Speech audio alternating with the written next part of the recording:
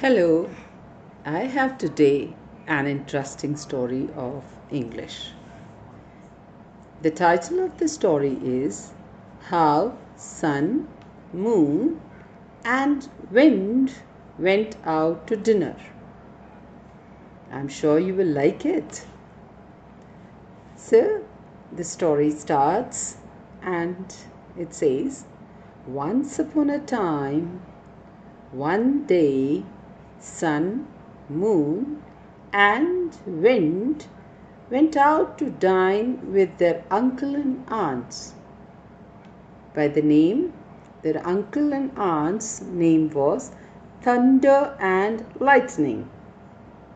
The mother, one of the most distant stars, I repeat, one of the most distant stars you see far up in the sky, waited alone for her children's return. Now, both sun and wind were greedy and selfish. They enjoyed the great feast that had been prepared for them, without a thought of saving any of it to take home to their mother. But the gentle moon did not forget her. Of every dainty dish that was brought round, she placed a small portion under one of her beautiful long fingernails. That star might also have a share in the treat. On their return, the mother, who had kept watch for them all night long with her little bright eye, said, "Well, children, what have you brought home for me?" Then Sun, who was the eldest, said, "I have brought nothing home for you. I went out to enjoy myself with my friends, not to fetch a dinner for my mother." And Wind said, "Neither have I brought anything home for you, mother. You could hardly expect me to bring a collection of good things for you, when I merely went out for my own pleasure." But Moon said, "Mother, fetch a plate. See what I have brought you." And shaking her hands, she showered down such a choice dinner as never was seen before.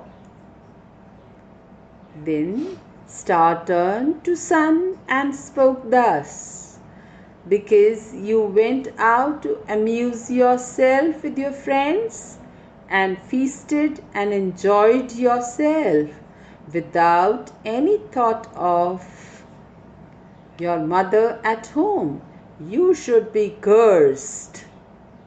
Henceforth your rays shall ever be hot and scorching, and shall burn all that they touch. And men shall hate you and cover their heads when you appear." And that is why the sun is so hot to this day. Then she turned to Wind and said, "You also, who forgot your mother in the midst of your selfish pleasures, hear your doom. You shall always blow in the hot, dry weather, and shall parch and shrivel all living things.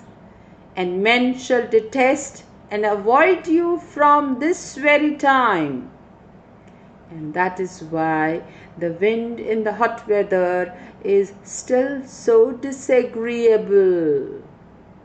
But to the moon she said, "Daughter, because you remembered your mother and kept for her a share in your own enjoyment, from henceforth you shall be ever cool and calm and bright."